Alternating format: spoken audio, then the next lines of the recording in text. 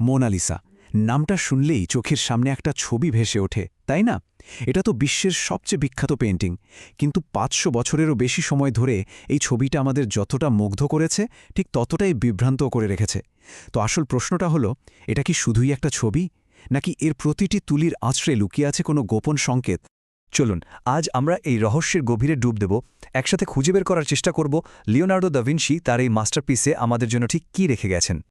দেখুন, মোনালিসার রহস্যটা বুঝতে হলে সবার আগে বুঝতে হবে এর স্রষ্টাকে, মানে লিওনার্দো দা ভিঞ্চিকে।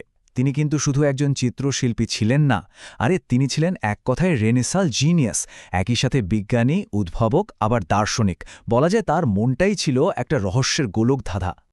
আর দ্য ভিঞ্চির এই গোপনীয়তার একটা দারুণ উদাহরণ হল তার মিরর রাইটিং, মানে উল্টো করে লেখা, যা শুধু আয়নার সামনে ধরলেই সোজা পড়া যায়। ভাবুন একবার, তিনি তার প্রায় সব ব্যক্তিগত নোট, খসড়া এভাবেই লিখতেন। কেন? আসলে অনেকেই মনে করেন যে তিনি চাইতেন না কেউ এত সহজে তার ভাবনা চিন্তাগুলো পড়ে ফেলুক বা চুরি করে নিক। এই যে একটা সিক্রেটিভ ব্যাপার, এটাই কিন্তু আমাদের ভাবতে বাধ্য করে যে তার শিল্পকর্মেও হয়তো এমন অনেক কিছুই লুকিয়ে আছে।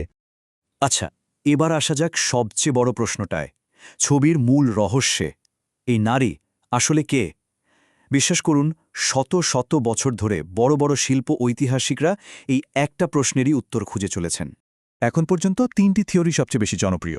১ নম্বর আর সবচেয়ে বেশি যেটা মানা হয় সেটা হলো তিনি ছিলেন ফ্লোরেন্সের এক ব্যবসায়ী, ফ্রান্সিসকো দেল জকোন্দোর স্ত্রী, লিসা ঘেরার্দিনি। কিন্তু আরেকটা বেশ চমকপ্রদ থিওরিও আছে। বলা হয় দা ভিঞ্চি নাকি নিজেকেই নারী হিসাবে কল্পনা করে এই ছবিটা এঁকেছেন। আবার কেউ কেউ বলেন এটা তার মায়ের ছবি।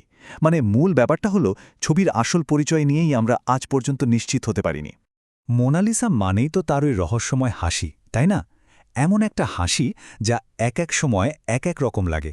কখনো মনে হয় বিষণ্ণ, আবার কখনো মনে হয় কি দারুণ উজ্জ্বল। কিন্তু এর পেছনে কোনো জাদু নেই। যা আছে তা হলো নিখুঁত বিজ্ঞান। ব্যাপারটা খুবই মজার।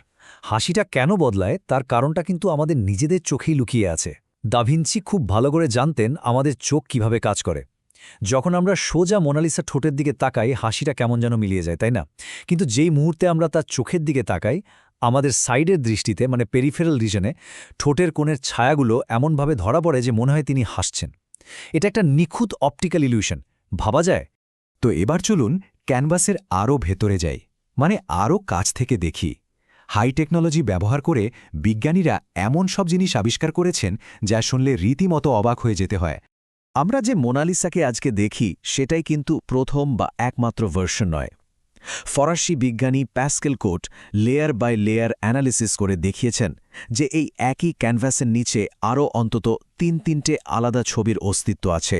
তার মানে দা ভিঞ্চি বছরের পর বছর ধরে এই ছবিটাকে বদলেছেন, আরও নিখুঁত করে তুলেছেন। আরেকটা খুব কমন প্রশ্ন হল, মোনালিসার ভ্রু নেই কেন?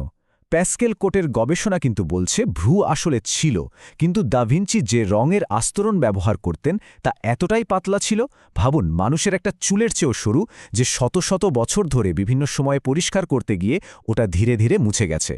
এখানেই শেষ না। ২০১০ সালে ইতালির গবেষকরা ছবির মধ্যে একেবারে মাইক্রোস্কোপিক লেভেলে কিছু কোড খুঁজে পান। যেমন ডান চোখে পাওয়া গেছে এলভি, খুব সম্ভবত লিওনার্দো দা ভিঞ্চির নামের প্রথম অক্ষর। কিন্তু বাম চোখের অক্ষর আর ছবির পেছনের সেতুর উপর লেখা সংখ্যাগুলোর মানে কি, সেটা আজও একটা বিরাট রহস্য। দা ভিঞ্চি তার প্রায় সব কাজে একটা বিশেষ জিনিস ব্যবহার করতেন, যার নাম গোল্ডেন রেশিও। এটা একটা ম্যাজিক্যাল গাণিতিক অনুপাত, প্রায় 1.618। মজার ব্যাপার হলো এই অনুপাতটা প্রকৃতিতে সব জায়গায় ছড়িয়ে আছে, ফুলের পাপড়িতে, গ্যালাক্সির গঠনে, এমনকি আমাদের নিজেদের শরীরেও। এ কারণেই তো এটাকে সৌন্দর্যের ঐশ্বরিক অনুপাত বা ডিভাইন প্রপোর্শন বলা হয়। আর এখানেই দা ভিঞ্চির আসল জাদু।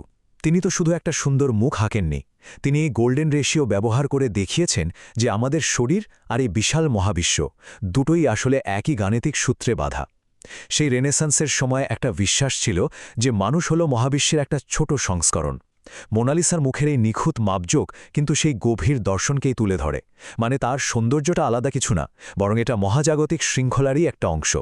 কিন্তু মোনালিসা যে আজ এত বিখ্যাত, তার পেছনে শুধু শিল্প বা বিজ্ঞানের রহস্যই কিন্তু নেই। এর সাথে জড়িয়ে আছে একটা সাংঘাতিক নাটকীয় ঘটনাও। ঘটনাটা ১৯১১ সালের। প্যারিসের লুভার মিউজিয়াম থেকে দিনে দুপুরে ছবিটা চুরি হয়ে গেল। সারা পৃথিবীতে তোলপাড় শুরু হয়ে যায়।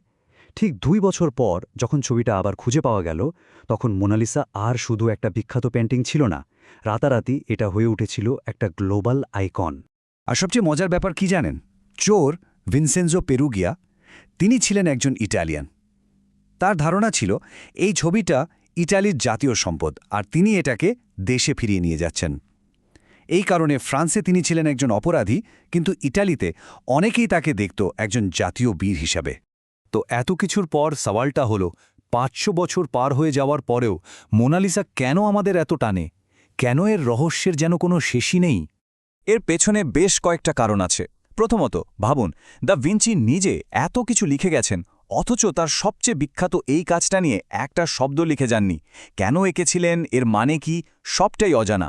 দ্বিতীয়ত, ছবির ভেতরে লুকিয়ে থাকা ওই কোডগুলোর অর্থ আজও কেউ বের করতে পারেনি, আর ফরাসি সরকার তো তার কবর খুঁড়ে গবেষণা করার অনুমতি পর্যন্ত দেয় না।